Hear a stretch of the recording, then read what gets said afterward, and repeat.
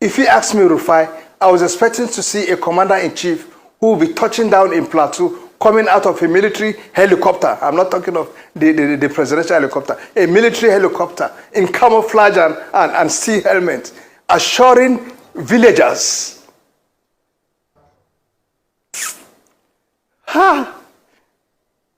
General David Mark, or Senator David Mark, as is otherwise now known, saying that the security architecture needs to be rejected and that a state of emergency should be declared on the plateau. And then, of course, you also have the Southern and Middle Belt Leaders Forum, SMBLF, saying that President Buhari, in fact, did nothing to address insecurity. That if anything, he was promoting terrorists along with some other governors.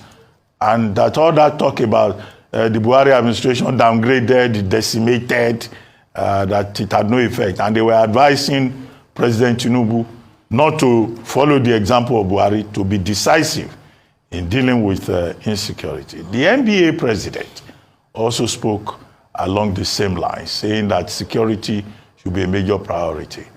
The same also statement was made by Mr. Peter Obi of the Labour Party, who said securing Nigeria should be a major priority. Now, what is there to rejig in the security architecture? And do you agree that President Buhari, rather than addressing security, in fact promoted insecurity by looking the other way for the better part?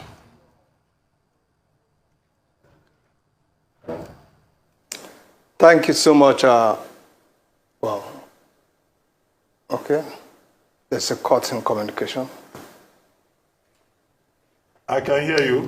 Thank you so much. Can you hear me, Dr. Dabate? Yes, clearly. All right, good. Please go ahead. Thank you so much, gentlemen.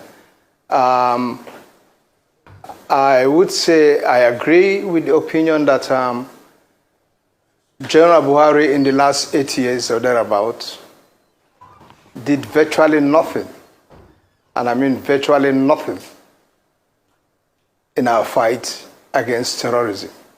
If anything, he promoted and enhanced our hardship as far as the fight against terrorism was concerned.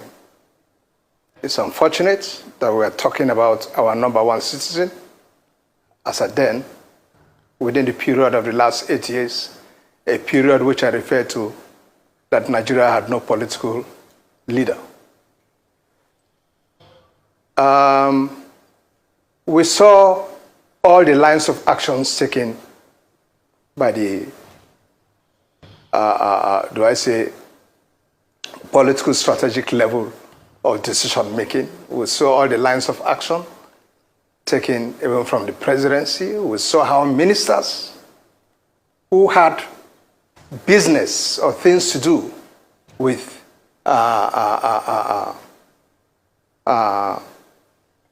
terrorists were made to remain in their positions as ministers. One was even in charge of our entire national data. We could go on and on and on. We allowed undue sentiments right from the presidency to be visited in our alleged purported plan or action against terrorism. You could read religion, you could read tribalism, you could read ethnicity, and so on. It's unfortunate. And at the subnational level, we had governors, especially up north, where I come from, under that administration, that had all sorts of romance and unholy relationship with terrorism, degenerating to a situation where some of them were even talking of amnesty. It was shocking to some of us. Amnesty for who? You tell me they are repentant terrorists. Repentant from what? We are soldiers. Our duty is not to come here and grant repentance. Our duty is to hasten your appointment with God to heaven or hell, where he will grant you penance. So, for us to be bringing large number of men from the forest who hitherto were armed and taking on fellow Nigerians. Then on the appearance of soldiers, they drop their weapon and you are compelled as a professional to take them PWs and you bring them back to us and say they are repentant what? And then you give their godfathers sitting in government houses to begin to talk about amnesty and even referring us to how amnesty was granted to some chaps way back in the under what's his name? Yeah, President Yaradua in the creeks. It's unfortunate. So now we have a new administration in place. In the last 6 or 7 months, I have not seen a change, so to speak, from what has been happening in the last 8 years. We will hope that the president now is not listening to some ill advice coming in from some elements or people who have sympathy with the last administration to him as to how to fight terrorism. We have an ample opportunity now to change the guard in how we fight terrorism. We should not. I appeal to my colleagues in the military. I understand very much what the rules of international law of war says concerning PWs and so on. I must tell you, gentlemen, if we've got to fight this war and come out of it unscathed and make sure that we don't eventually leave this war for our grandchildren to fight continually because of our attitude, then we've got to face this war and face it with all the brute it calls for. Face it with all the seriousness it calls for. Absolutely. And not to start heaping PWs here and there. The more PWs we gather, the more we are heaping up a reserve force for belligerents who tomorrow will face our children. The situation is now, we have to start taking some very drastic actions. We have to start taking some very drastic actions. Serious nations all over the world are taking drastic actions in resolving their problems and their issues, especially when it borders on security. See what Israel is doing. Even when the whole world is condemning them, they don't give it down because their national interest comes first. Here, I don't even know whether we have a national interest because the way we just play with ourselves is unfortunate. We must sit down, do a serious rejig again, do a serious review of the entire architecture, decentralize our entire defense arrangement in such a way that states will have some level of authority. Not a situation where I learned the 8 governors are about coming together to see what they can do about. There is nothing they can do if eventually the commissioners in those states, commissioners of police in those states, will still have to turn to their IG, who will still have to turn to Mr. President. So you lack the independence, the latitude of action. You lack it. You to just boil down to rhetoric, and at the end of the day, our usual style, it ends there. And the whole talk will bring some money, which end up in people's pockets. And that's all. That's Nigeria for you. We are never serious in addressing our problem. I just hope this time around, with the high casualty of death we are seeing in Plateau and so on, it will make us want to sit up once in a while. Yes, please. Okay, real quickly, I've heard all you have said. You made mention of Israel rejigging the security architecture and all of that. Colonel, that you just said about Israel in the past over a month and a half, it's cost them $58 billion to be able to pound Gaza that way. I don't think Nigeria has that kind of financial wherewithal. I would like to ask, Colonel, we've been rejigging security architecture from God knows when. But the political will to get it done. Colonel, these people that are doing these things are not spirits. They are human beings. People know them. People are affiliated with them. People fund them. Why can't we solve that angle? Because even after the military went there and said, oh, it was caused by the devil and all of that, These people still wrote a letter. They were so brazen enough. They wrote a letter. They are coming back, and they still attacked. So the political angle, can't we tell these people and say, okay, enough of this attempt to grab land and build whatever you want to build?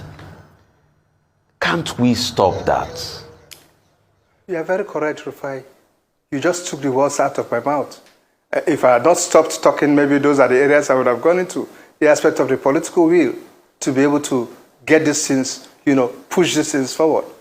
We seem to be lacking in it. And that's why gradually I'm beginning to see a great deal of semblance in the way we are addressing security under this present administration and the last administration. The political will in this administration towards this thing is so weak.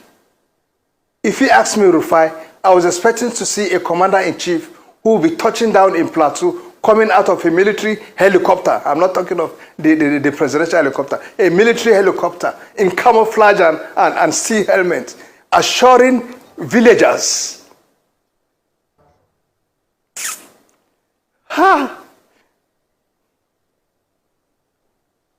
Assuring villagers that we shall get this rubbish done with. We shall stop this henceforth. Okay?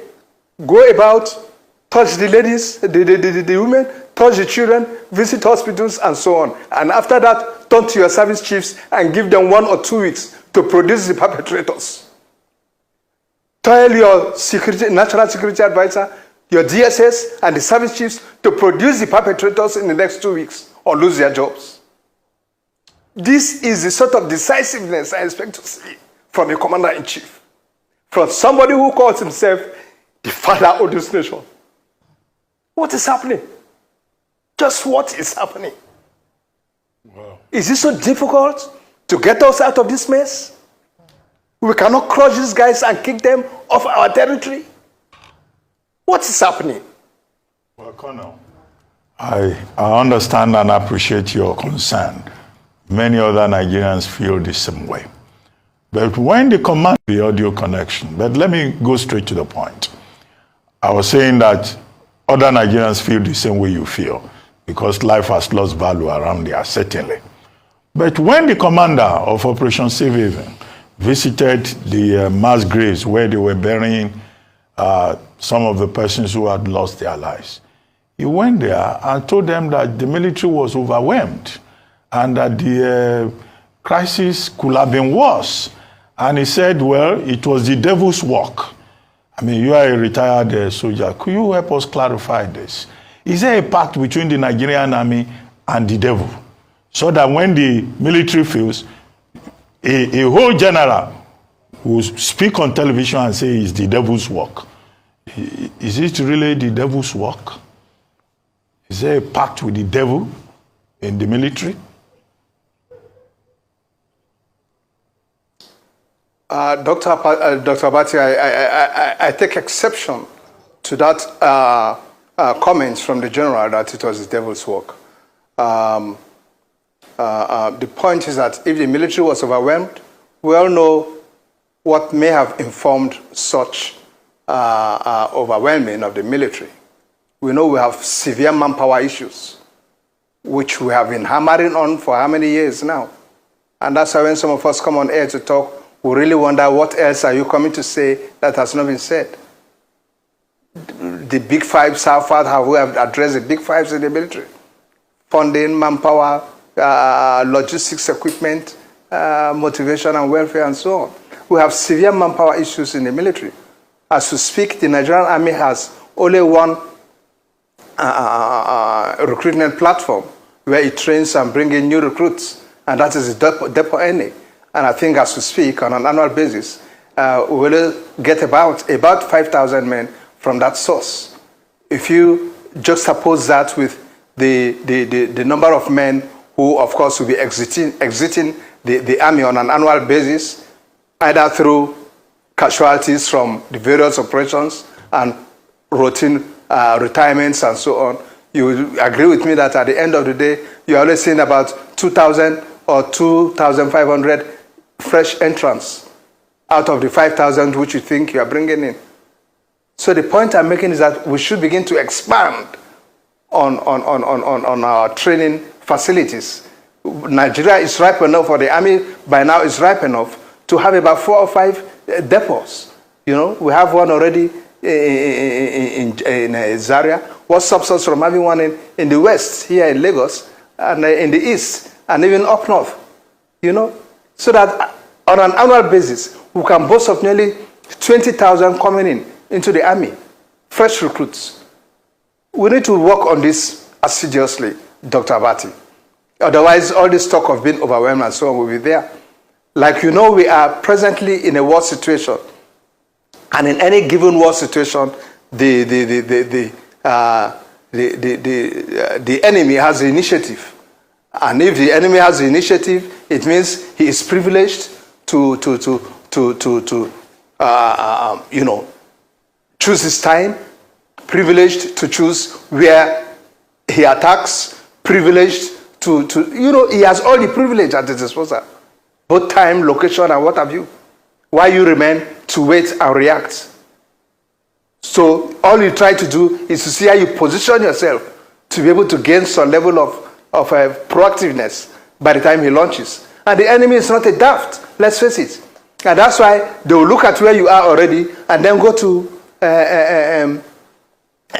ungoverned areas where you have citizens just thinly spread out and what have you in communities, and attack such communities, kill them in their numbers, so that before you even want to get there, I'm afraid they are done and even on their way out.